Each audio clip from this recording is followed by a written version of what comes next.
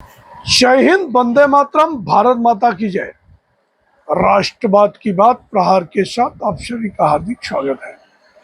दोस्तों, आज बहुत दुर्भाग्यपूर्ण घटना कि कांग्रेस पार्टी कितना घटिया स्तर की सोच इस समय रख रही है कि आज पूरे देश के बीच विदेशों में भी कांग्रेस पार्टी बेपर्दा हो गई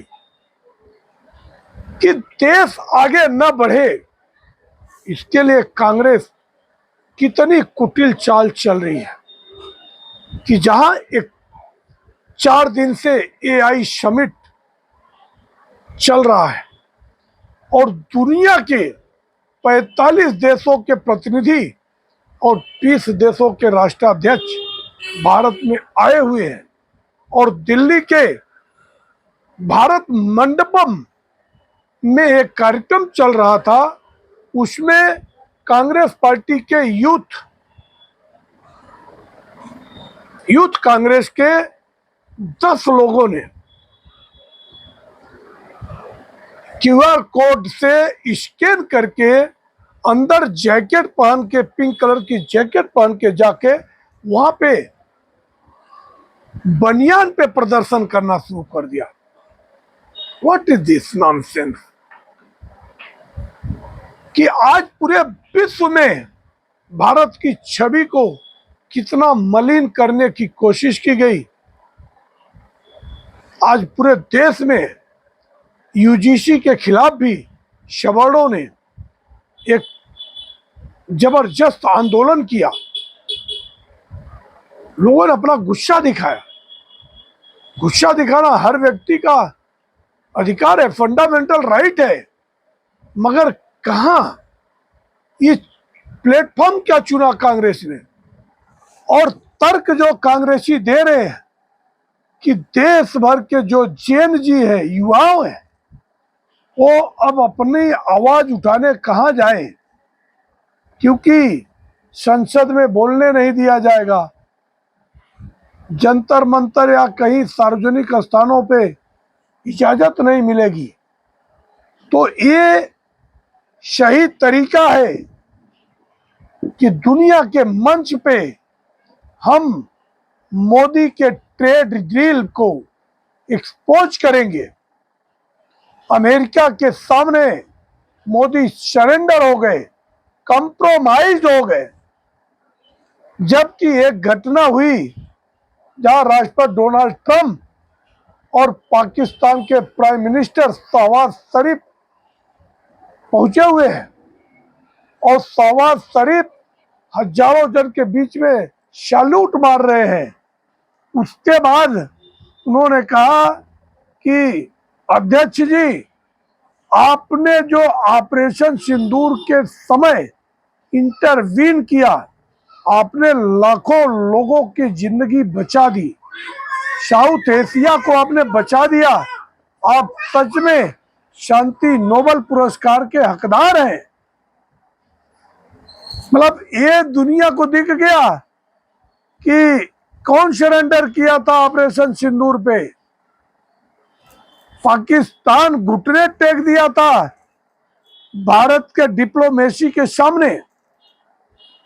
मेरा यूजीसी को लेकर नरेंद्र मोदी से विरोध हो सकता है, मगर अगर कहीं देश की बात आएगी तो जहां पे मोदी का पर्सनल कुछ भी नहीं है, ये अगर इन्वेस्टमेंट आएगा, आज दुनिया अगर पॉजिटिव नजरों से भारत को देख रहे हैं, तो ऐसे में हमारा सपोर्ट देश को होगा, मोदी सरकार को होगा।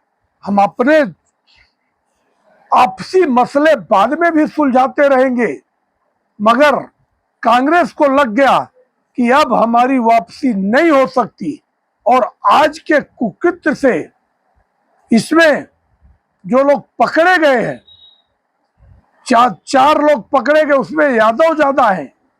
तो ये भी एक सोची समझी रणनीति है कि जिस हिसाब से यादव का जो झुकाव भारतीय जनता पार्टी और नरेंद्र मोदी की तरफ हुआ है, ये भी एक सोची समझी रणनीति है।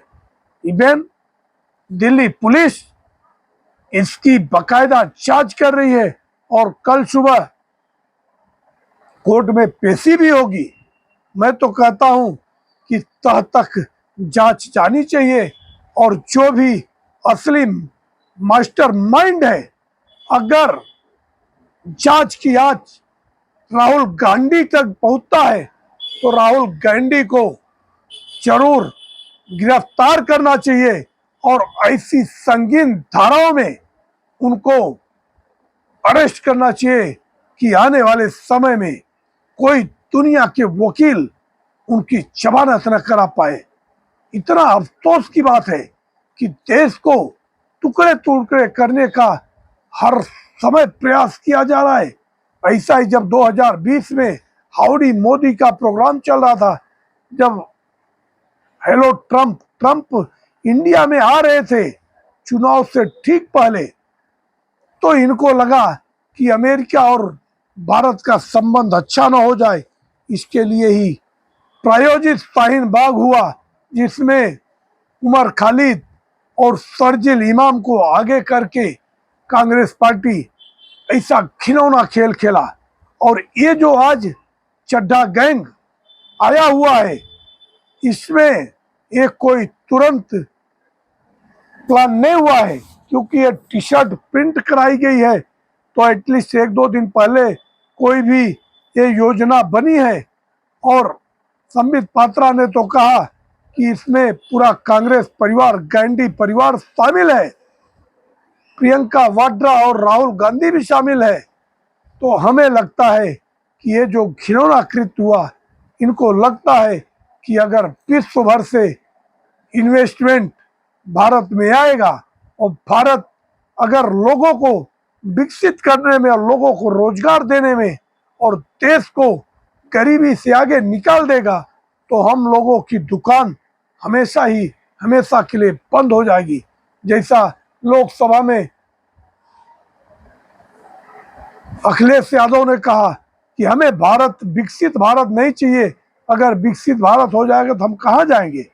ये ऐसा ही लोगों में संघर्ष चलता रहे, हम जातियों में लोगों को बांटते रहे, लोगों को आपस में लड़ाते रहे और लड़ा के अपनी दुकान सजाते रहे, तो मुझे लगता है कि ये जांच की आज मास्टरमाइंड तक पहुंचनी चाहिए और कांग्रेसियों को बेनकाब होना चाहिए और ऐसी कानून बनानी चाहिए कि देश में ऐसी घटना दोबारा न हो। आप लोगों को अगर हमारा विश्लेषण अच्छा लगे तो आप हमारे चैनल को सब्सक्राइब करें और अपने दोस्तों तक शेयर करें। जय हिंद, वंदे मातरम, भारत माता की जय। धन्यवाद।